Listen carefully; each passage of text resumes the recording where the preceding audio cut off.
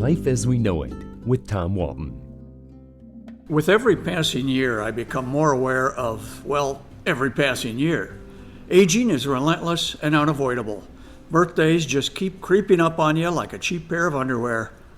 You can despair over that which you can do nothing about, or you can rejoice that you have awakened to another day. I choose the latter.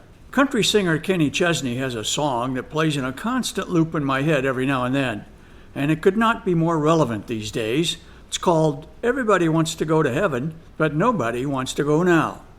Mr. Chesney, I'm right there with you. I recently saw a compilation of events and milestones from the past, and it was a helpful reminder that time marches on, even if we can't. The Wizard of Oz movie, for example, is 81 years old, so it's fine to pay no attention to that man behind the curtain. He probably can't hear you anyway. Another iconic film, Gone with the Wind, is 82 years old. Frankly, my dear, I don't give a damn. Clark Gable, by the way, has been dead for 61 years.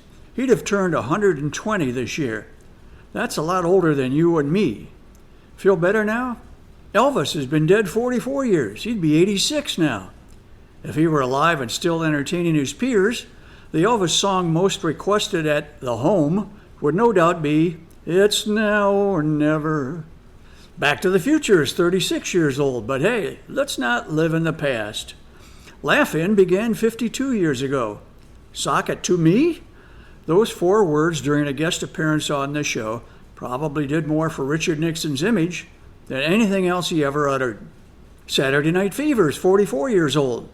Feed a cold and starve a fever? I always get those mixed up. Tabitha from Bewitched would be 56 years old today, and she was the baby. Suddenly my nose is twitching. The Ed Sullivan Show ended 50 years ago. Extra points if you remember by what name the show was originally known. Toast of the Town. It was on Mr. Sullivan's show in February 1964 that the Beatles were first introduced via television to their American audience. So come on, let's hear it for him.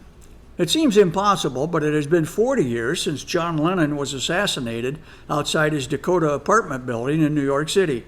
Millions of Americans heard it first from sportscaster Howard Cosell, who was broadcasting a game on Monday Night Football. Let's just let it be. The Corvette turned 68 this year. Might be time for new tires.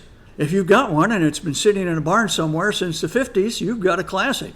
The car, not the barn. The Korean War ended 68 years ago. It's sometimes called the Korean conflict because the United States never formally declared war on North Korea. Conflict? My grandkids arguing over the last chicken nugget is a conflict.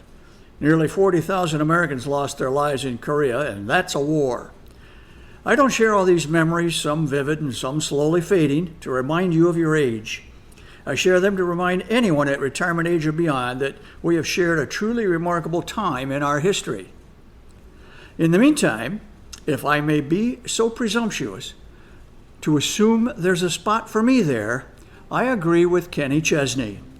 Heaven can wait. Life as We Know It is written and hosted by Tom Walton and is a production of WGTE Public Media. Life as We Know It with Tom Walton can be heard on WGTE FM 91 every Monday afternoon during All Things Considered at 5:44 p.m. Or hear past episodes at WGTE.org/life.